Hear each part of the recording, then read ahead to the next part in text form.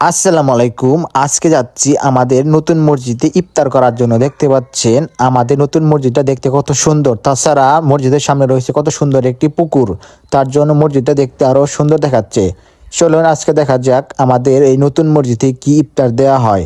আর এই দেখতে পাচ্ছেন এখানে অনেক মানুষজন রয়েছে। আর আমাদের মসজিদটি এখনো ভালোভাবে তৈরি করা হয়নি। ভিতরের কাজ সম্পন্ন হয়েছে কিন্তু বাইরের কাজ এখনো অনেক বাকি রয়েছে।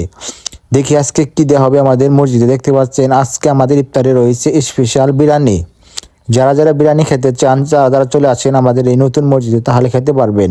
তাছাড়া দেখতে পাচ্ছেন ভিতরে কত সুন্দরভাবে সাজিয়ে রেখেছে, একটু পরে সবাইকে হাতে হাতে করে একটি প্লেট করে দেওয়া হবে। দেখতে পাচ্ছেন কত সুন্দর দেখাচ্ছে। আর এই মসজিদটা অনেক বড় এবং আমেরিকান প্রবাসী এই মসজিদটা নিজের টাকা দিয়ে তৈরি করেছে। আর মসজিদটা দেখতে আসলে অনেক সুন্দর। আর আমাদের কয়রা গ্রামের সর্বোচ্চ বড় মসজিদ হলো এটা। তাছাড়া আমাদের কয়রা গ্রামে এর থেকে বড় কোনো মসজিদ নেই। আর আমাদের মসজিদে প্রতিদিনই ইফতার দেওয়া হয়। যারা যারা ইফতার খেতে যান তারা চলে আসেন আমাদের কয়রা গ্রামে, তাহলে আপনারা ইফতার খেতে পারবেন।